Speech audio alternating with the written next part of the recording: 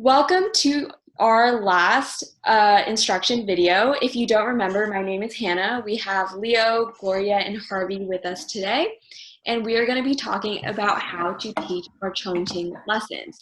So for the Chongqing branch, we have 2 year levels. We have grade 4 and we have grade 8, so we have a very big age difference, and we also have a very different nature of our lessons.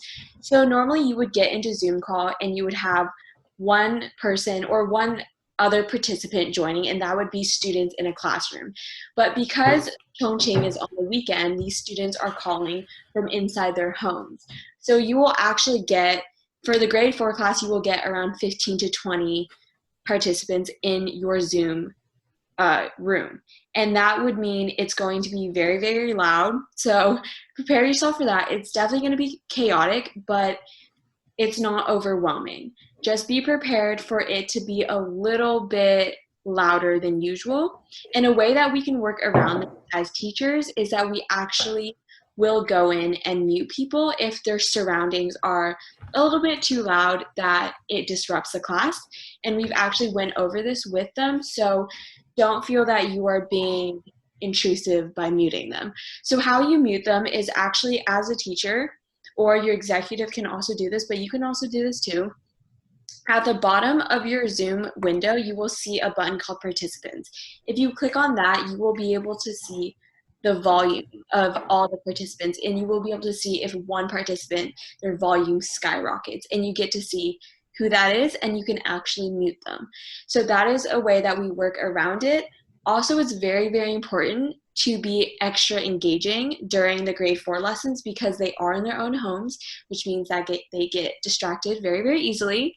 So definitely be very engaging and be very, very just out there as a teacher. So remember all the stuff that we taught you from lesson 1, like lesson 1 in these videos, because that will play a very, very important factor in the grade 4 Chongqing lessons.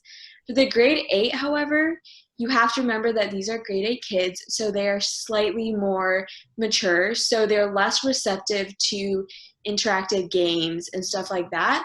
So definitely tailor your teaching style to that and take that into account. But also, it's not as loud. There's only a few participants, I would say like 5 on a weekly basis, and it's not much different than your normal lesson. And we will be getting on to teaching now. All right, so for the grade 4 class, we're currently teaching a Curious George book to them, and for the grade 8 class, we're doing a Sherlock Holmes book. So this is chapter 1 of the book, and when you start a book with them, we usually want to start with some background information. So for example, we have some background information on the characters. We have this slide, which talks about Sherlock Holmes. So before we dive into every book, we want to let them have a sense of what's kind of going on. So we have an about the author, and we also have about these characters. So you don't really need to go too much into this. Just go through the points that we have listed. And if they don't understand anything, just translate it. There's not really too much to teach here. It's not the vocabulary. There's no vocabulary. Just go over it quickly and then get into the reading. So let's start reading. All right. So as you can see here with reading, we have, for the slide deck, we usually have the actual passage on the left side and some helpful vocab and grammar on the right side. So these grammar words, these vocab words are ones that we thought would be hard for them, but it doesn't ensure that they are all the ones that the students don't know. So when you read, just make sure to ask them whether they have anything they don't understand, and to correct their pronunciations as well. So when reading, you always want to start by reading out the first sentence or the first paragraph to the students, so to establish a good English vibe to the classroom and to give them confidence that they can do it as well. So for the first paragraph, you would just read, "My name is Dr. Watson, and I have the good fortune to be the friend and companion of Sherlock Holmes." And after the sentence, you would usually ask students, "Oh, what does this sentence mean? What happened in this sentence?" Or even questions such as, what's the relationship between Dr. Watson and Sherlock Holmes? And as I read it pretty quickly the first time, they may not have gotten it. And if they seem confused, just read it again, slower and slower. So yeah. After that, you can try different methods, such as popcorn reading or just picking a random student to read. So they will get to practice their reading skills as well. All right, so on to our activities. Because these are stories, after we read, we obviously don't want the class to be bored. So here our curriculum team, our lovely curriculum team, has prepared some activities for us to do. So if you see the right down corner, you can see, can you think of a synonym of swiftly? Well, okay, you obviously can stick to the, the routine, the box. But for me, I've been quarantined for 5 days now, and I would like to swiftly farewell my house.